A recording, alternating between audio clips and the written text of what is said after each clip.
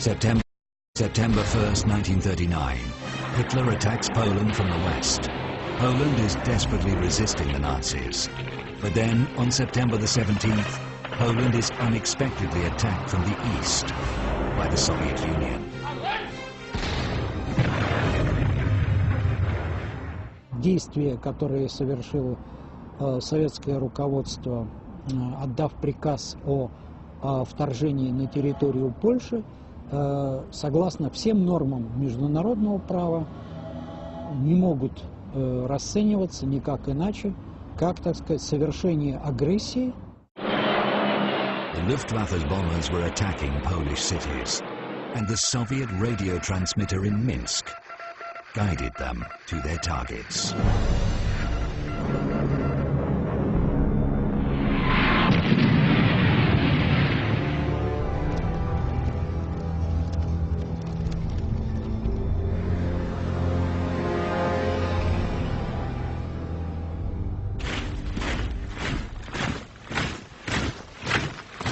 The Red Army looked different then. It entered the Second World War, side by side, with the SS. Local populations sometimes could not tell the difference between the two. So, to be sure, they addressed both. The German army met the Red Army in the middle of Poland, and then the two totalitarian monsters, Soviet and German, divided the country between them. The Soviet press depicted the whole thing as a fight against Polish fascism. The peace-loving Nazi Germany and the Soviet Union were fighting aggressive Polish fascism.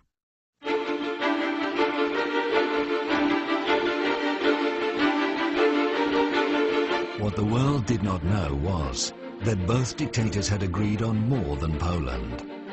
In a secret protocol signed in the Kremlin a week before the war started, Hitler and Stalin agreed on the division of Europe. Сначала в этом проекте, который предлагал Риббентроп, этого не было. И вот как ни странно,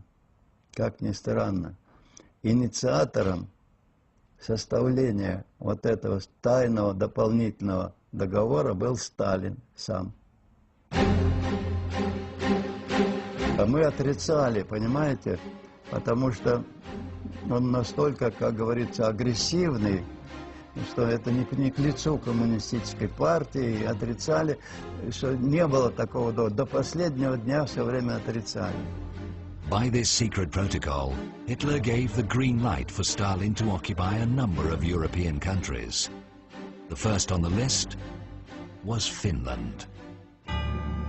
When the first bomber planes came to bomb Helsinki, you know, the autumn, November 39, Finns thought that those Russian bomber planes were lost, simply that they're bombing Helsinki by accident. Again the Russian bombers zoom over Helsinki.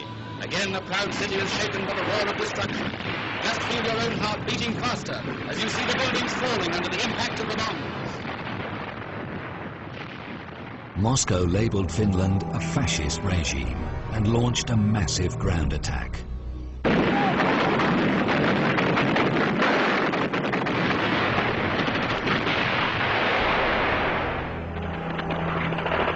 It was a disaster.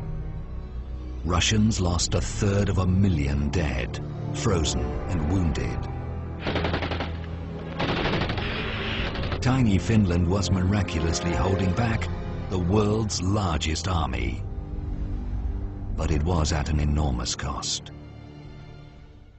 My father lost 4 of his brothers in that war. 4. That's a lot in one family. That was the price we paid, that we did not have a democratic society next to us. Finland's flag is still flying. Though she may pass through the valley of sorrow, though she may lose her liberty and her land, she fights on. Yet another air raid on Helsinki. This time the camera catches the horror these dastardly attacks bring into the lives of the children as they dash terror-stricken to the shelter.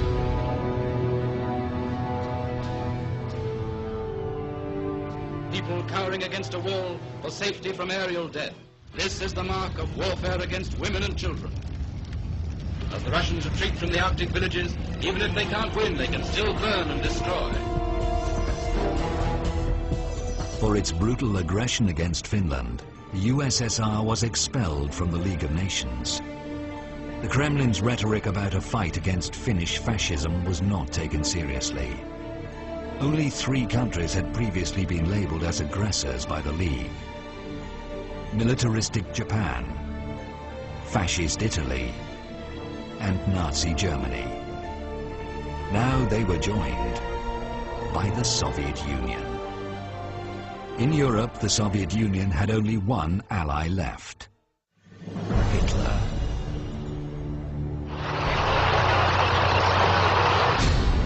Hitler launched his blitzkrieg in the West.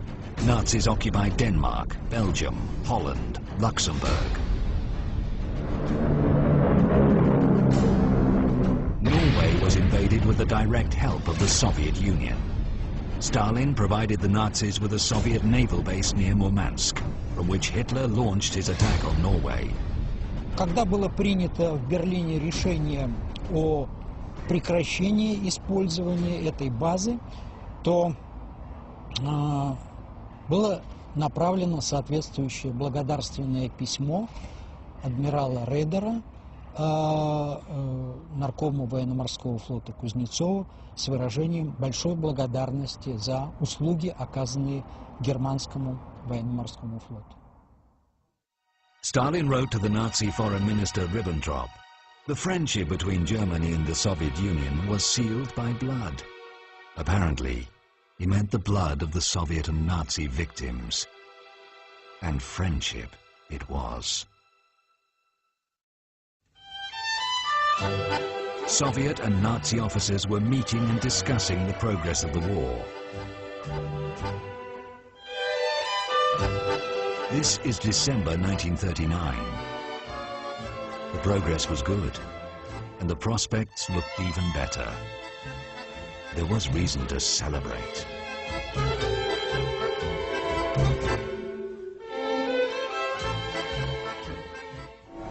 Nach den ersten russischen Getreidelieferungen trifft an den Übergang. The Soviet Union became the main supplier of resources for the Nazi war machine. Thousands of tons of oil, iron ore, construction materials,